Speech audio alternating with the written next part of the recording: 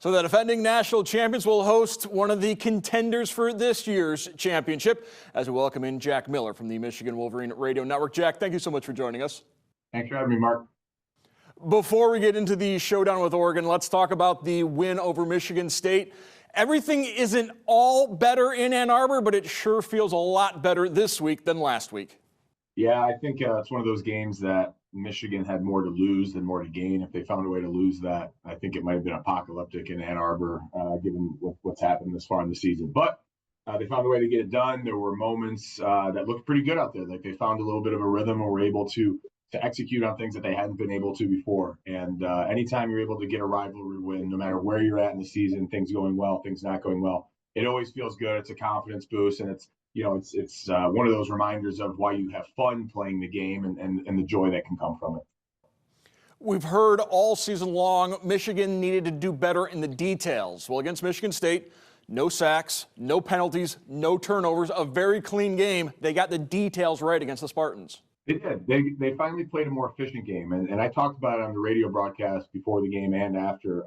This team doesn't have to be perfect. They just can't be bad. They can't make costly mistakes, turnovers, special teams errors, penalties, things that are going to put the other team in an advantage. It's okay. You hate to say this, but it's okay to just be average and mediocre for a play or two. It's okay to throw the ball out of bounds. It's okay to only get a yard. You can't have a tackle for loss. You can't throw the ball, instead of throwing the ball away, throw for an interception or fumble the ball around. Those are the types of things that if they don't do, there is enough talent on the field that they can play with anybody. Now, we'll see what happens against Oregon and Ohio State, teams like that, Indiana for that matter as well. But at least they're giving themselves a chance, and they did with Michigan State by not making mistakes and putting the other team in an advantage, making plays for the other team.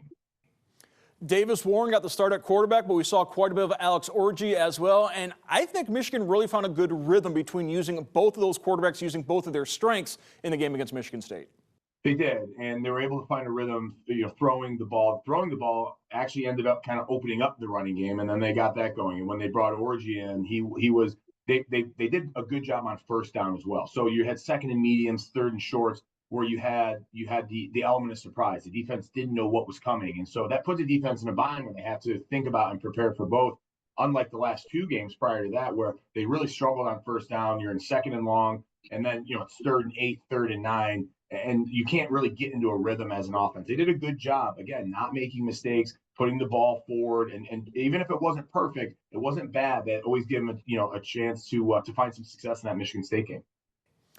Sharon Moore says that's going to be the plan going forward. We'll start Davis Warren, but we'll continue to use Alex Orji, roll them both in. But is Donovan Edwards the best quarterback on this team now?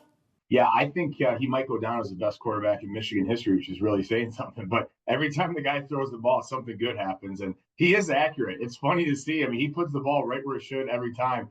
That's why he's such a dynamic guy. I think we've all come to terms, he's not an every down running back. He just doesn't have that ability. But, boy, when he gets in space or when he can throw the ball, he's a lethal threat. He's such a great athlete. He can do great things. And, good to see Donovan. He's a guy who's he's hung in there. He's had a long, great career at Michigan. And so it was just another one of those things. You beat a rival and you see a guy like that who's such a good kid get his props and have a big play like that. It was fun to see. Sharon Moore, very complimentary about the Oregon Duck football program. Said they're a complete defense. Offensively, they can beat you in a lot of different ways. What makes Oregon so special? I think that they are just very talented at every level on the field. They're a little bit like the Detroit Lions right now, where it seems like every position group there's a playmaker out there that can do something special. And so to your point, they want to run the ball. They can do that. They got a great big offensive line to run behind, and they got the skill position to fit in there. They can throw it. They can spread you out. They can play physical. They can play fast.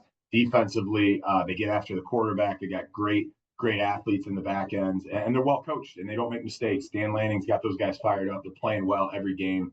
They're playing with a lot of enthusiasm. They're playing with a lot of confidence, and they're playing like the number one team in the country right now. Obviously, they are undefeated. They had the big win at home over Ohio State, but I don't know if they've been tested on the road like they will be tested this Saturday. It's going to be interesting to see. I mean, we talked about it, last year with the national championship with that Washington team, and then obviously this year with how those West Coast schools have come into the Big Ten. Can those schools hold up against the physical nature of what I'll call Midwest Big Ten schools? Washington was able to. Now Michigan had to go out there, and Oregon was able to, but Ohio State had to go out there as well. So it'll be interesting to see when they come to town this week, the Big House is going to be hostile. They're used to those types of environments, but it might feel a little bit like something unfamiliar to them. And Michigan, their bread and butter, they're going to want to run the ball. They're going to try to be the more physical team. And it's going to be a long trip. It's a long flight from Eugene to Ann Arbor. And it's going to be, to your point, the first time they've been tested on the road. They didn't look like the number one team early in the season. There were some hiccups there. There were some cracks in the armor with them. And so maybe Michigan, with a little bit of confidence, can go in there and expose some things. It's going to be a tall order to find a way to beat them. But you never count out a team like Michigan with those types of athletes in an environment like the Big House. When we talk about Michigan defense, and particularly the defensive line, it's always been about the interior with Mason Graham and Kenneth Grant. Certainly well justified. But Isaiah Stewart on the edge, he is making a name for himself and really coming into a leadership role in that team as well. Yeah, they added him as a captain about halfway through the season, and you can just tell the relentless energy that he plays with. He's an undersized guy, but he's quick and he's strong. This shouldn't be a surprise. I mean, last year Josiah Stewart was the guy who he clogged up the big 4th-and-1 play against Alabama on the goal line to lead them to a national championship win against Washington after that. So he's a guy who has come a long way. He's one of those guys that the coaches love. He's got a great attitude, works hard, he cares. And basically, since we've watched him in a winged helmet, he's just gotten better week in and week out. And it's certainly been, I think, a help to the interior with Mason Graham and Kenneth Grant, 2 All-American type of guys, to have Josiah Stewart and Derek Moore on the other side, who's done a good job too. So on Saturday will be the winged helmet of Michigan going up against the Ducks with all of their wings as well. I want to thank our guest, Jack Miller from the Michigan Wolverine Radio Network. Jack, thank you once again. Thanks, Mark. Go Blue.